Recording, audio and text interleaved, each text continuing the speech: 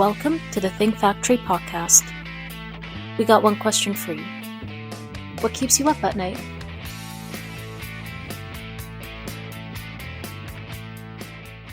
Welcome back to the Think Factory podcast, powered by OGC Solutions. And I'm your host today, Chris Santomassimo from OGC Solutions. And I'm really excited to be on site in Oak Brook Terrace, Illinois at Darwill. And sitting with me in the room here is Mark DeBoer, the Senior Vice President of Sales. Welcome to the podcast. Hey, Chris. Thanks for having me.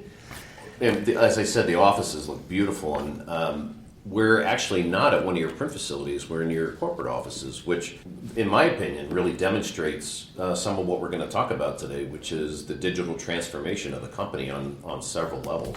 So for folks that may not be familiar with Darwill or maybe not familiar with Mark DeBoer, I'd love to hear a little bit about the history of the company and you and your role at the company.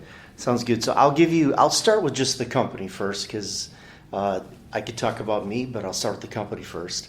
But Darlene and William were the names of the kids of the original founder, thus the name Darwill. So we used to be called Darwill Printing, Darwill Press, and we decided that we were not going to have press or printing in our name because we're doing a lot more than that these days. So as you kind of referenced, the digital transformation has taken place, not just in a offset to digital environment, but also just with digital being a real strong part of a marketing mix that a client should have. So as we have kind of evolved to that, we've dropped the name and we have just the name Darwill now. So we're approaching we're in our 75th year, so really excited about that. Third generation owners are running the ship right now, so it's been going great. We're doing a lot of changing and transforming, and it's kind of been the story of my career. So we see that so much in the printing business. These really successful third and fourth generation teams that really help the company flourish, and those transformations from one generation to the next are pretty seamless. It seems like maybe it's a function of the kids growing up in the business and working in the business, and then maybe putting a different emphasis or a different path for the growth after they get involved.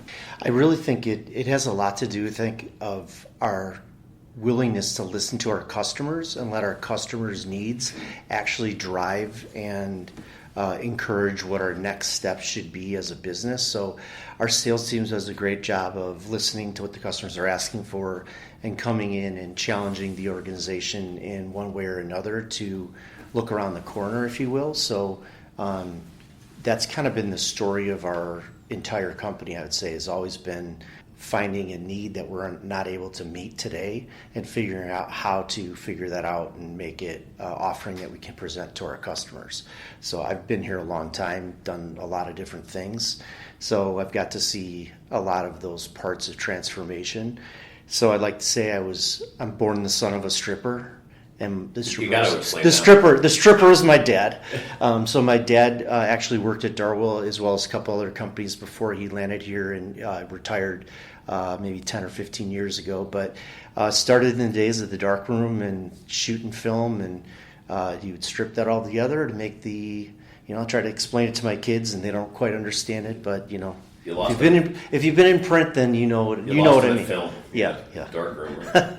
So my dad did that, so I kind of always grew up with it in my blood. So I came here straight out of school, so I'm coming in my 30th year. So those of you who is trying to do math, I'm 52. Oh. So the industry was in very much a craftsman, people who are really good at their jobs and that took really a lot of pride in what they do because it was so manual and you had to be good at it. And as technology came in, you just were able to do a lot more wild things with, like, even, my dad would explain to me like how you could never make these colors or these designs work in a manual process, and just even moving to a desktop design application, you could start to do things that you couldn't normally do. So joined during that time, and so I can actually still strip up a piece of film if I needed to. Thankfully, they've not called on me to do that for 25 years, so we're good to go. Yeah. And And then we've evolved. Obviously, we were part of the transformation from offset printing to then going to direct to plate, and then we're going digital printing, where now we can print to an audience of one, and all that has just taken a ton of change. It's adjusting as the market has evolved, right? 100%. Yeah. And as you deal with things like postage increases happening all the time, all those things are like they're so necessary now in order for us to just really be targeted on who we're reaching out to and who we're basically telling our customers are their best customers and what that looks like. Well, your website, I think, really demonstrates where the company has come to. Because when you look at the Darwill website, it's really a digital company that you see when you first join the site, and then it's after a couple of clicks that you really understand that it's strategic, it's data driven, it's digital, not in the sense of digital printing. Yeah. Of course, that's part of it, but the digital aspects of what you can do to strengthen the marketing proposition for your clients is really where you are. Yeah, in about 2008, we came to like a business inflection point where we had to either go large format packaging, that kind of world, which we know is a growing market, and the other side was to go to direct mail and really get focused in on how to drive direct response advertising. So at that point, like honestly, we probably made a decision based on our geographical footprint and knowing that large format takes up a lot of space. You have to have a lot of square footage to produce that stuff. So we kind of made the decision point to move towards a direct marketing, and doing that sort of focused effort allowed us to just economize our space, get the equipment that we needed, and we've since expanded to that as we continue to grow, of course. But I think as we did that, we invested in a creative team that helped us to focus in on direct response advertising. What does it look like to design a good mail piece? What are the key things that you should be seeing on the piece? What does that look like? So our team is really articulate in getting somebody to respond to a mail piece, and that's what our creative team focuses in on. And then from there, we invested into a data science team, because if you have good creative and it goes to the wrong people, you have a bad product. So that's the part days of the shotgun approach Yep. are behind us because of the cost, really. Yep. The cost of postage, among other things. Yeah, so we've continued to evolve in that regard, which is kind of why you see us in this office here. I mean, we have an office outside of a printing plant. This is drawing our talent for digital advertising, data science, working on site to kind of collaborate and come up with data models for our clients and things like that. So kind of have a different environment at all of our facilities where we're trying to retain talent that's top tier and try to provide the amenities that kind of go along with that. When you're competing, like printers used to compete against other printers for their employees. Yeah. Now we're competing against Google, Amazon, and we're trying to get people that end up also getting wooed by those people too. Sure, the data geniuses, right? Yep. And dice and slice the data. Yep. And that's really part of the omnichannel aspects of what you do, because the targeting is, as you mentioned a moment ago, is really the key, right? Talk a little bit about some of the things that your team does to be able to strengthen the response rates on your direct mail thanks to the digital side. Yeah, I mean, and we would consider direct mail a part of our marketing channels. So, like, obviously, direct mail is the most attributable response measurable device or measurable method, because we know when somebody buys from you and we mail to them and they got something delivered to their house or whatever it might be, we can do a direct address match. When you start to get into the digital aspects like PPC, your SEO, or even your website, like those get a little fuzzier, especially if I drove a mail piece to then cause you to go investigate what this place is all about or what this offer is, and then make a purchase on that website. So one of the things that like we're always focused on is what's the whole marketing channel look like? People who do last touch attribution end up being people that, we're trying to go, well, nobody would have gone looking for that if they didn't get the mail piece sometime. Right. Or, when you're doing multi-channel marketing, you should be expecting that you're going to see traffic from all over the place, and you have to know when, if you scaled back on one, you might watch the other 2 or 3 channels drop because you didn't get enough traffic in the first place. So a lot of it is having conversations about that and just the marketing mix that people are doing and measuring that and trying to have good data to support that so that we can help our clients like visualize what that might look like. So the targeting side, like we're working with clients' data, we're working with who they currently have as customers, modeling that, or we're even saying, hey, who do you want your customers to be? Because some people might have a bunch of customers that they kind of don't want more of the same customers. They want a different twist to it. Maybe legacy customers and their products are different now. Yep. And I think really engaging with their current customers and making sure that they do have a good solid plan around marketing to their current customers, lapsed customers, before you start thinking about prospecting, where your response rates are going to invariably go down as a percentage. But everybody wants to get new customers, but sometimes people have to realize that if you don't have a good strategy for your customers, you're missing out on your lowest cost opportunities. Or you just wasted money, right, with that shotgun approach at the end of the day. Yep. What are some of the industries that you focus on here at Darwill?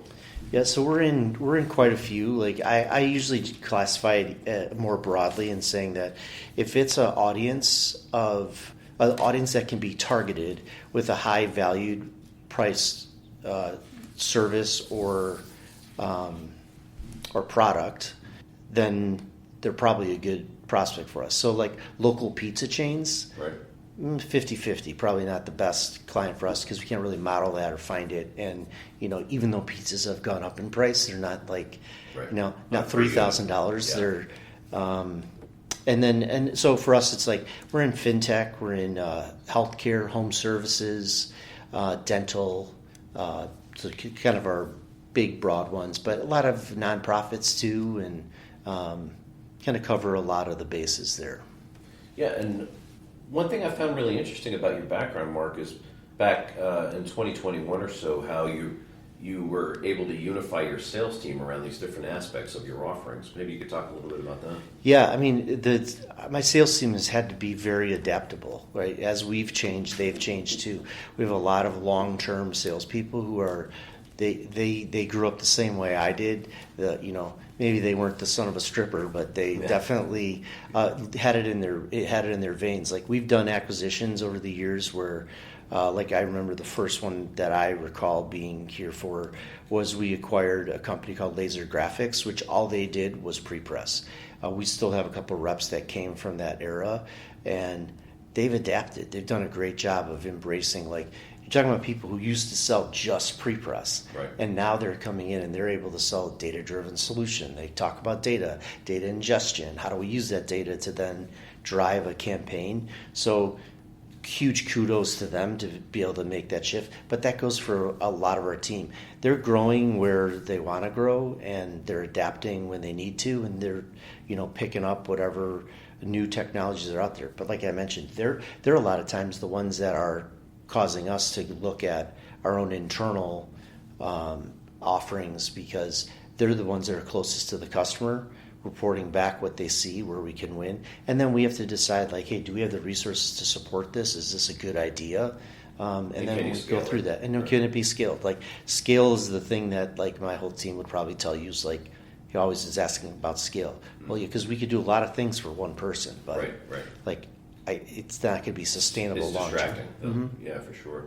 What's the magic around having those? I'm assuming that some of them may be a little bit older too, but how do you bring them in and get them to embrace this new strategy? I mean, it seems logical if you're going to a sales rep and saying, hey, look, you can continue to sell what you've been selling for 25 years, but look at this breadth of things. Go out and sell it all, and you're going to make more money. But what's the magic to make them come on board? Yeah, that's a very good point, because I think, like, for us, it's about very much a team selling approach.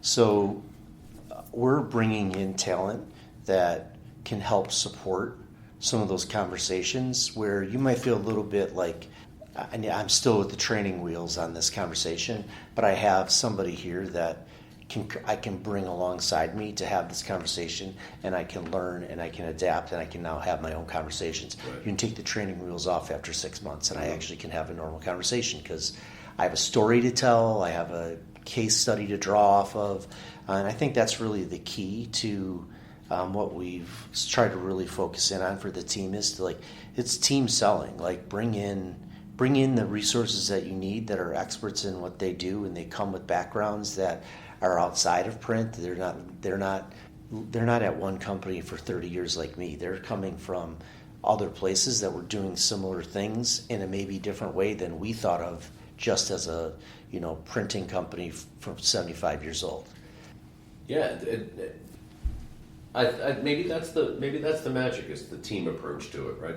If you find that the guy sitting next to you is doing it really well, maybe with that assistance, those training wheels, you just say, maybe that gives you the confidence that you just sell it yourself. Yeah, and I think we try to do a lot of training and educating. I mean, and the thing that I've learned over my 30 years is that you have to have a growth mindset. You have to be willing to invest the time to learn and change. Like, I'm convinced that the things will be different in 5 years. It'll be different probably in 6 months. I mean, look what AI has done to so many different industries. I don't think we're impervious to it either. I mean, I know that we're talking about it all the time. Like, where does it fit into what we're doing? I mean, and that has nothing to do with print. That has nothing to do with 75 years of history. That has to do with just the ingenuity that has to come up front to then decide how the back is going to actually operate and be most efficient and effective for our customers. Yeah. Well, we've talked a lot about strategy, including around the digital side. I've seen a lot of companies and heard about a lot of companies that make really smart strategic moves or moves that look smart, but they don't succeed, and sometimes they fall apart. What would you point to that Darwill has done that's different and has been really successful for you? Yeah, I'm sure that we haven't got it right all the time, but I think we've learned from I know there's so many lines out there about, when you make a $200,000 mistake, it's actually a $200,000 lesson that you just learned, or whatever that might be. So we've definitely had moments like that where we've had to pivot from what we thought was a good idea, and I think that comes to the adaptability and the mindset that you have to have, that it's okay to shift and pivot. And I think the team concept goes beyond just how we're selling to our customers. It goes to how do we really get people thinking about our business that might be coming from another business and they don't even understand direct mail. They don't even understand what we're doing here because they were just working with large language models, and now they're coming in and having to learn the why behind the work that they do and the data that gets used outside of the work they do. And I think the more you can have communication like that, it helps kind of prevent some of those pitfalls and learnings that you have from being really painful. But we still have that. I mean, we still, communication is key. We're always working on, how do we tighten communication across departments? And it's a thing that's very hard to do. As the company grows, there's just more people that aren't going to be talking to each other very well. That's true. So we're trying to figure that out. So, I mean, I started and there were probably, I'm going to guess 45 people working here. Now we have over 350 that work here. So it's... You've seen a lot of transformation in those 30 years. For sure, I have, right. Yeah. This data scientist, I kind of wonder whether it's pleasing or whether it's kind of cool for them to be able to see what happens with their work and a direct result from it, where they're able to give a customer a good product and you can actually see the sales numbers or the response rates, as opposed to just being a data scientist where you're doing a lot of work but you never really see the end result of it. Maybe that's a differentiator as compared to the Googles. It's something that we fight with all the time for sure, because I think it's very easy for our teams to just get into task mode. You asked for this, I gave you what you asked for, I'm done. And we don't want that. We want to have our teams feel like they have something that they contributed to from start to finish. And I know even with our plant and the manufacturing side of it is, we try to convey as much as we can to them the positive things that come from the work that they do, and because we're not exactly saving solving hunger for the world or saving people, but we try to really provide the value of like when you have a client that's actually doing really good things, like it's fun to tell a story about how this is a nonprofit that's raising money for whatever it might be. Mm-hmm. And another way that we do that as a company, which I think kind of speaks to our company culture, is that we give a lot of our time and resources back to different organizations, both stateside and around the world. And we try to provide this to be kind of like fun family events where we'll go do something like Feed My Starving Children was just an event that we recently did, which we are packing meals for countries across the world that have need, and we can do that as a fun company-wide event. People show up. Feel good, for sure. Right. And it's a way to like kind of make it a little bit more than just like stuff in an envelope. Yeah, for sure. It's not that exciting if you think about it from a mass perspective. So, but that same data science approach really has a significant impact on the fundraising that some of your nonprofit customers do. It does. So, we're helping them with making sure that they're working their database well, that they have good strategies in place. Most nonprofits have some. The bigger they are, the more sophisticated they are, for sure. So we're definitely helping them with that.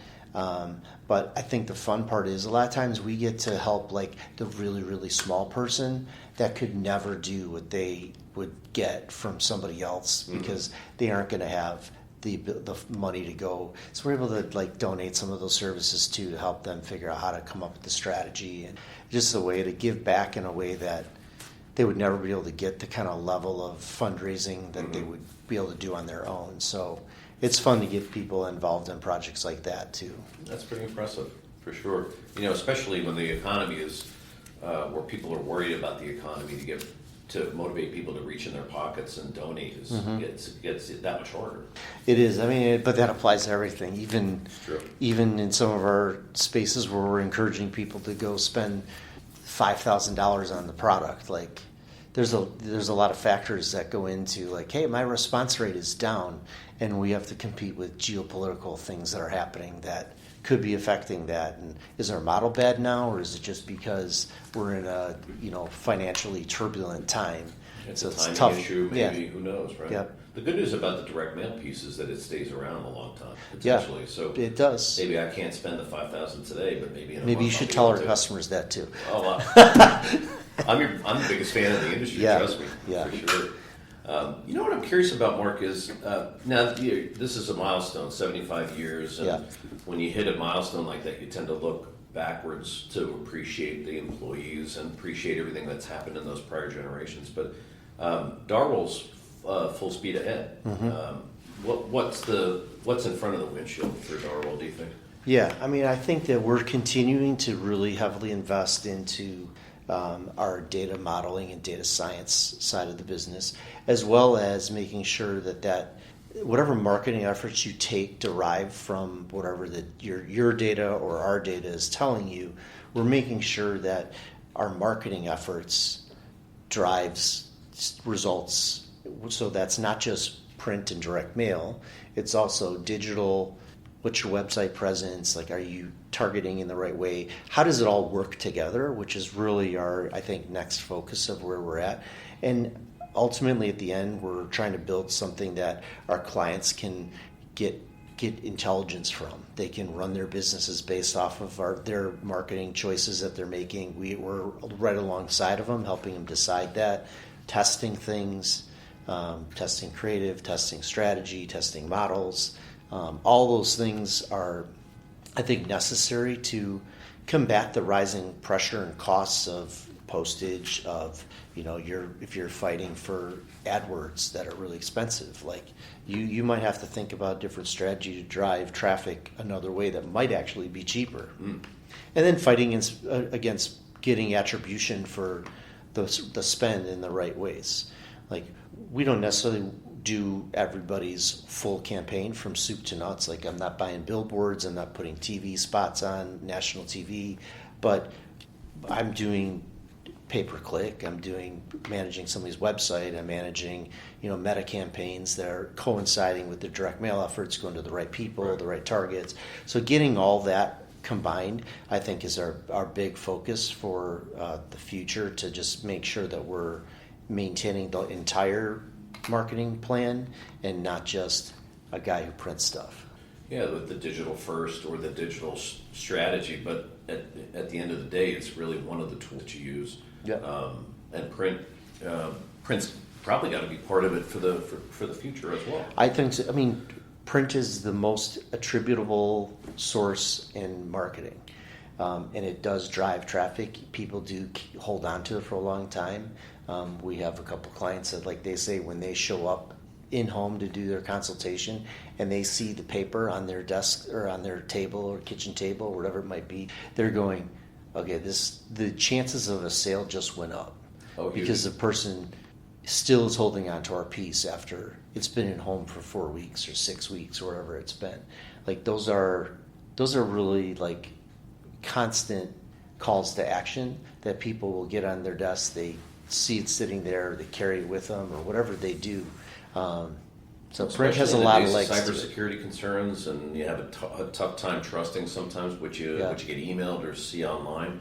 That mail piece, you don't see too many people trying to scam through the mail because it's too expensive, right? Yeah, because we definitely, I just got back from being out of town. Like I have 300 emails, but I got 6 pieces of mail at my house from last night. Mm-hmm. Well, I could look through it pretty quick, but I have them here. I'm going to look at them all. My 300 emails, I might just hit the little button in the corner, select them all, and delete them. Because if you need me, you'll find me somewhere. You'll find me. Yeah, excellent. Well, Mark, this has been a great chat, and congratulations on a couple of levels. Congratulations to Darwill. Congratulations to you for your 30th anniversary. And looks like you got quite a few years ahead of you, so let's keep it going. Yeah, sounds good. I appreciate it. Thanks for the time. Where can folks reach you? You can reach me at mdebo, that's MDEBO, at darwill.com. Fantastic. And darwill.com, of course, the website is a great place to stop as well. For sure. Well, thank you again, Mark. Mark's, again, the Senior Vice President of Sales for Darwill here in Illinois. And I'm Chris Santomassimo, host of the Think Factory podcast. We'll see you next time.